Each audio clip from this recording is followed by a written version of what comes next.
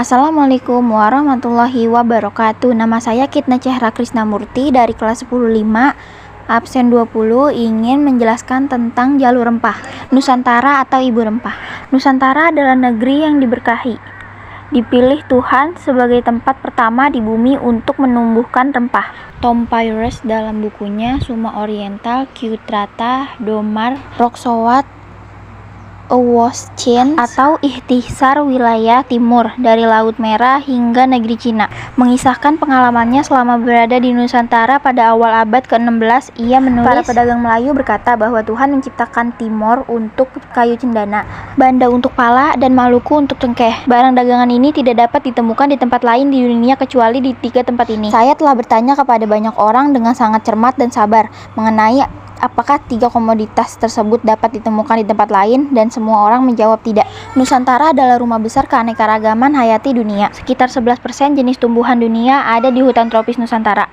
Jumlahnya lebih dari 30.000 spesies, yang sebagian diantaranya dipergunakan dan dikenal sebagai rempah. Karena itu tidak dapat dinafikan bahwa Nusantara adalah ibu rempah yang antara lain melahirkan jenis rempah raja seperti cengkeh, pala, dan cendana, komoditas utama rempah-rempah dunia yang pada masa jayanya pernah bernilai lebih mahal dari emas. Bahkan Pulau Run di Maluku yang kaya akan rempah pala pernah ditukar dengan Pulau Manhattan yang saat ini dikenal sebagai New York. Pohon cengkeh atau Syzygium aromaticum adalah tanaman asli endemik Ternate, Tidore, Moti, Makian, dan Bacan. Sedangkan pohon pala Myristica fragrans adalah endemik Pulau Banda. Tak kalah penting, jenis rempah aromatik dari getah tanaman pohon endemik Sumatera, yaitu kemenyan atau Styrax benzoin, dan kamper atau kapur, atau Cinnamomum campora, dan Dryobalanops aromaticum. Beberapa komoditas penting lainnya seperti kayu manis atau Cinnamomum burmani,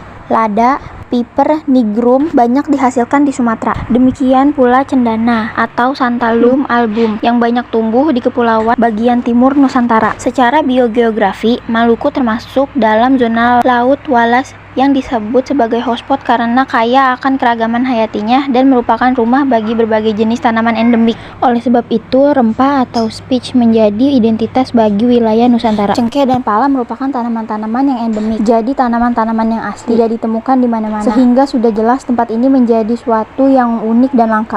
Jadi dengan sendirinya, barang-barang ini menjadi suatu daya tarik dan memang dicari semua orang. Rempah dan jalur perdagangan global. Jauh sebelum bangsa Eropa datang ke Nusantara, ribuan tahun lalu, jalur rempah adalah rute nenek moyang kita menjalin hubungan antar pulau, suku, bangsa dengan membawa rempah sebagai nilai untuk membangun persahabatan yang membentuk asimilasi budaya dan diplomasi di setiap persinggahan. Jalur inilah yang akhirnya menghubungkan Nusantara dan dunia. Datangnya penutur bahasa Austronesia ke Nusantara sekitar 4.500 tahun lalu dengan perahu menjadi awal pertukaran rempah dan komoditas lain antar pulau di Indonesia Timur. Budaya mereka inilah yang menjadi cikal bakal lahirnya budaya bahari yang melayarkan rempah hingga ke Asia Selatan sampai Afrika Timur. Jejak kayu gaharu ditemukan di India. Cengkeh dan kayu manis dari Indonesia Timur sudah ada di Mesir dan Laut Merah. Nenek moyang kita juga membawa rempah ke Asia Tenggara hingga ke Champa, Kamboja, sehingga terjadi persebaran budaya logam dari Dongson, Vietnam, hingga ke Nusa Tenggara Timur, Maluku, dan Papua. Sejak awal Masehi, jalur rempah telah menghubungkan India dan Tiongkok. Tercatat sudah ada pelaut Jawa yang mendarat di Tiongkok pada abad kedua Masehi. Kapal-kapal Nusantara digunakan para birawan dari Tiongkok untuk pergi belajar agama Buddha di Suvarnadvipa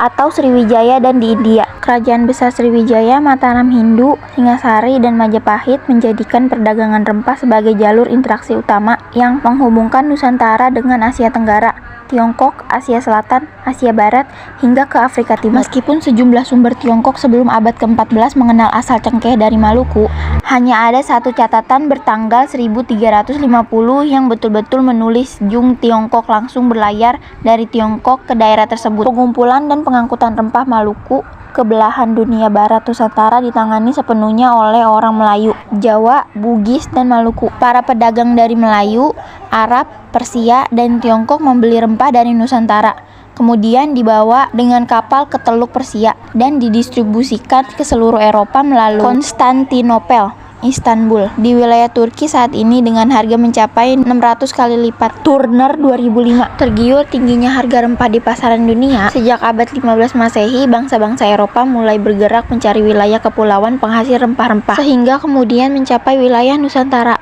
Dalam usaha mencari rempah-rempah itu, mereka berinteraksi dan berkompetisi dengan berbagai bangsa di dunia dalam suatu jaringan perdagangan global. Aroma wangi rempah Nusantara dikatakan turut mengubah wajah Eropa dari sistem monarki feodal menjadi negara modern, semakin menggerakkan persaingan pelayaran dunia. Wilayah Nusantara mulai terpetakan dengan jelas dalam jaringan perdagangan dunia. Sejumlah catatan para pelawat dunia yang sempat singgah di Nusantara memberi kesaksian wanginya aroma rempah Nusantara di tengah kegiatan perdagangan dunia yang tercipta di wilayah Nusantara. Rempah Nusantara telah membawa Portugal, Spanyol, Inggris, bahkan Belanda ke zaman keemasan mereka. Negara-negara Eropa menjadi makmur dan berlimpah harta karena pasokan rempah-rempah. Mereka datang berbondong-bondong dengan alibi utama berdagang dengan masyarakat lokal. Namun dengan kekuatan militer, mereka berusaha memonopoli perdagangan dengan keuntungan sebesar-besarnya bagi mereka. Kini setelah komoditas rempah bisa dipenuhi dari belahan dunia manapun, perdagangan utama dunia bergeser dari apa yang ada di atas permukaan tanah menjadi apa yang ada di dalam tanah, dari rempah-rempah menjadi mineral dan tentu saja minyak bumi. Namun pergeseran komoditas utama perdagangan dunia tetap tidak mampu menggeser peran strategis dari bangsa Indonesia, karena dari letaknya kita tetap ada di jalur perdagangan dunia. Sedangkan dilihat dari komoditas perdagangan, kita juga kaya akan bahan mineral. Lebih dari itu adalah pertukaran pengetahuan